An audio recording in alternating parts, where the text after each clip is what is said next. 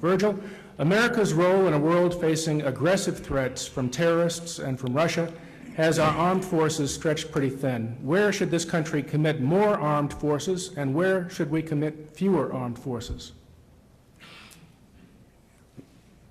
One thing that I think the country needs to do for greater security is erect the border fence along our southern border. That would make us more secure, and if it's done the right way, it would keep out potential terrorists, drug smugglers, and those coming in illegally. Well, I've got to start out just being a little astounded that after voting to send troops who are currently in the field in Iraq and Afghanistan, you consider the #1 national security priority to be a border fence. I find that a little shocking. Our border security is important, but the fact is the Bush administration, with the help of both parties in Congress, sent our men and women in uniform into battle without a strategy for victory. And there is no worse thing you can do in political office.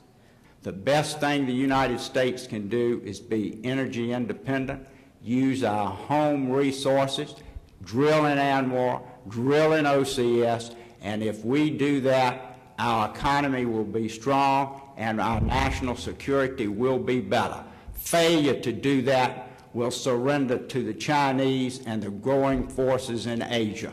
Where he and I see eye to eye on gaining energy independence. That is the first thing that we have to do, and I'm willing to, and this is where we disagree, I'm willing to go in many different directions at one time, including drilling in ANWR, which he opposes and which the overwhelming majority of Democrats oppose, drilling in the OCS.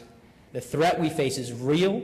We do need more troops in Afghanistan. We do have to get it right in Iraq. We do have to take the former Soviet republic seriously. We do have to understand that there is no corner on the globe where al-Qaeda cannot go now. We must understand how serious that threat is and build the kind of bipartisan consensus we had during the Cold War to face that threat. But we don't do it with slogans, and we don't do it by making the other party look stupid. We do it by stepping up to the plate, doing our homework, and getting the results we need on national security. That's what I will fight for, whether it's a President Obama or a President McCain. I will be tireless in holding their feet to the fire to make sure that we always have a strategy for victory. He is going to Afghanistan talking with some people over there.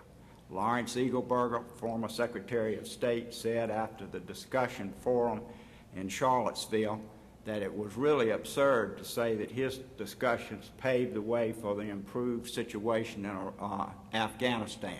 It was our military forces with good training and funding by the United States Congress. I have always voted to fund our military. I will continue to do that, and we've got to have a commander-in-chief that the world respects and that the world knows means business. And that person, in my opinion, is John McCain, and that's one of the reasons I'm going to vote for him for president. You just said that I overclaimed my role in improving things in Afghanistan.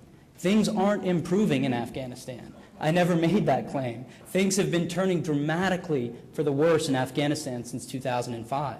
My comments about Afghanistan were the fact that you and the rest of the gang in Washington have sat on your rear ends while things have gone south in Afghanistan. The fact is, we knew in 2005, we had the intelligence to know we were losing ground to the Taliban. We needed people to come together to get this done. What I said about Afghanistan was I, like many others, went out, got the plan for victory, and people on Capitol Hill weren't interested. They just wanted to make the other party look bad.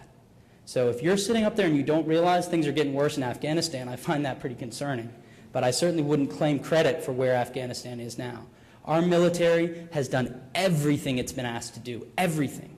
Everything it's been asked to do in Iraq, everything it's been asked to do in Afghanistan. The politicians haven't held up their part of the bargain. It is absolutely unconscionable. Whether it's Democrats or Republicans, I'm going to go up to Washington and I'm going to make sure that doesn't continue.